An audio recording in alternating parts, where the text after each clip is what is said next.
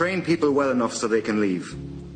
Treat them well enough so they don't want to. Although Richard Branson may not be viewed as an eminent military strategist, these words attributed to him are quite apt in this context. In the Defence Forces, we train our people to the highest standard, at no small cost to the Exchequer. We align their qualifications with best industry practice and academic accreditation, thereby satisfying the first criterion of this quote. Then we fail miserably in the second part. The dysfunctional cycle of turnover being suffered by the Defence Forces, identified by University of Limerick researchers in 2015 and 2017, has continued unabated to the point where Óglaigh na hÉireann is at its lowest strength in decades, and morale has certainly never been so low in my over 20 years service as it is today.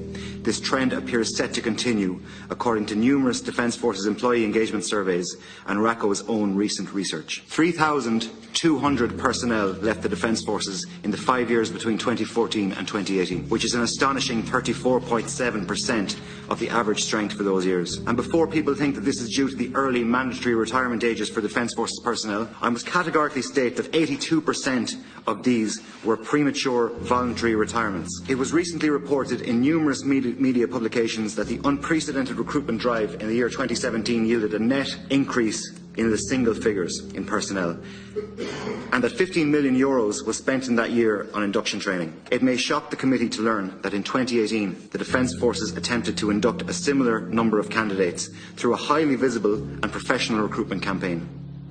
Frighteningly, last year, 2018, saw a net loss of 120 personnel. In March of this year, RACO reported to the Public Service Pay Commission that the turnover rate was a devastatingly high 8.1%. It now stands at 9% overall and 14% in the Naval Service. For comparison, the UK Ministry of Defence recently declared a retention crisis at a turnover rate of 5%. There were 256 discharges in the first 4 months of 2019, which is by far the highest figure since the reorganisation of 2012. In April 2019 alone, there were an unprecedented 86 discharges from the Defence Forces. The impact of operating with reduced numbers is already being felt across the organisation. The Army is struggling to fulfil its assigned tasks domestically and internationally. Ships are unable to go to sea and aircraft are not flying as a result of these chronic personnel shortages. Yet the Department of Defence continues to prioritise costly recruitment policies in favour of tangible retention initiatives. This historically high turnover rate is leading to the creation of a crippling operational and training tempo for remaining service personnel. When is the government going to shout stop?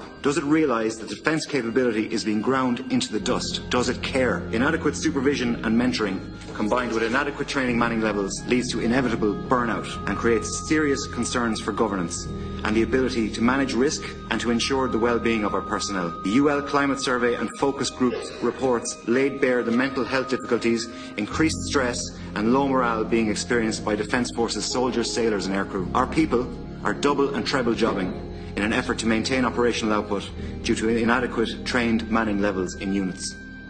According to the Central Statistics Office, the Defence Forces has been the lowest paid public sector organisation for many years. This is ironic when the Institute of Public Administration has consistently reported that the Defence Forces is by far the most trusted public service organisation in the state, with a trust score of 82%. Something doesn't add up. 87% of all Defence Forces personnel earn below the average public sector wage. Senior government officials have been heard to remark that someone has to be the lowest paid. The fact that the lowest paid public sector organisation in the state is also the most defenceless in terms of advocating for its rights is deeply unfair and disrespectful to the men and women of Óglaigh na hÉireann, many of whom are forced to rely on social welfare to support their families. Normal public service employment conditions do not apply to those in the Defence Forces. Serving Defence Forces personnel forfeit normal employee status while remaining subject to military law at all times. They have no right to strike and can be called on 24/7, 365. They have an unlimited liability contract which requires them to face hardship and danger for the benefit of others. The health and safety provisions of the European Union Working Time Directive do not currently apply to the Defence Forces, and the state is currently in breach of this EU legislation. Personnel are subject to mandatory early retirement and are subject to annual military standard medical and fitness testing. We voluntarily accept these unique constraints, but we expect to be treated fairly in return. Defence management's obligation, in recognition of these service restrictions and industrial relations limitations, should be to advocate on behalf of Defence Forces personnel. What RACO members, however, see is an ongoing failure on the part of the Department of Defence to protect our weakened employee status, and in doing so, to ensure that Defence Forces are not disadvantaged relative to other public service employees. Indeed, the approach to representation for the Department of Defence, which is divisive, dismissive and sometimes subversive, has led to an adversarial and dysfunctional industrial relations climate, which has been to the detriment of the well-being of the most loyal citizens of this state. It is nothing short of shameful. I am happy to elaborate further if required by the committee. The Department has failed to prioritise retention for the Defence Forces, even though it is evident that the continual recruitment campaigns are failing to address the ongoing reduction in overall strength. Why, when the Department of Defence saves millions every year on the backs of its employees, do they not see fit to introduce retention initiatives? This approach is in stark contrast to our near neighbours across the Irish Sea, whose respect and value for their servicemen and women is enshrined in an Armed Forces Covenant, which recognises the freedoms given up willingly by military personnel and their families, and the restrictions and hazards they face, but pledges to support, protect and treat them fairly. And let us not forget, soldiers are citizens too. The state must reconsider how it values its defence forces and what exactly it expects of them. Ireland spends a comparatively negligible 0.3% of its GDP on defence, which is the lowest in the EU, behind even Luxembourg and Malta, and this speaks volumes about how seriously the state views the security of its citizens and its economies. The cost-benefit of retention is indisputable. The unique demands of Defence Force service require unique specialist in-house military training and the development of military specialist skills. A direct entry civil engineer, for example, would have to undergo 2 years military training and professional development in military engineering competencies before being available for operational tasking. Similarly, the costs associated with developing the range of military competencies can amount to 1.54 million for an ordnance bomb disposal officer at captain rank,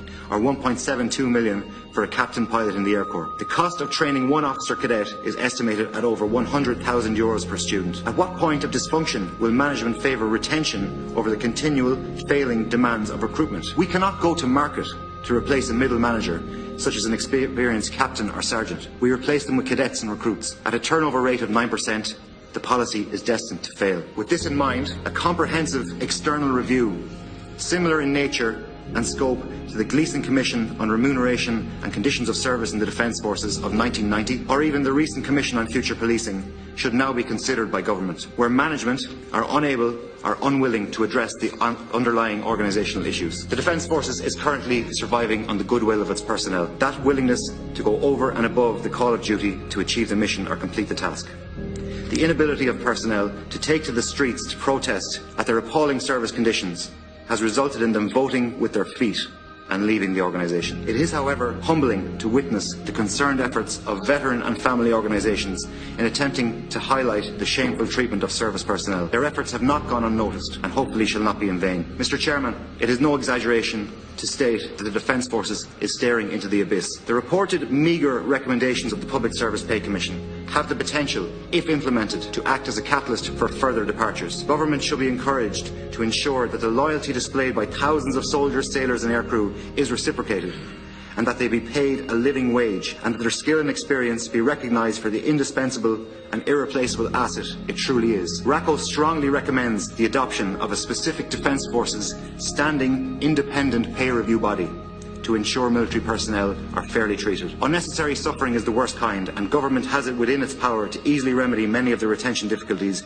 being experienced by Óglaigh na hÉireann and to begin to rehabilitate this proud and loyal organisation. It is for government to decide whether we are finally going to take the security of our state seriously and allow our defence forces to do what they signed up for, to strengthen the nation that they love, providing the security that allows our democracy and our economy to flourish.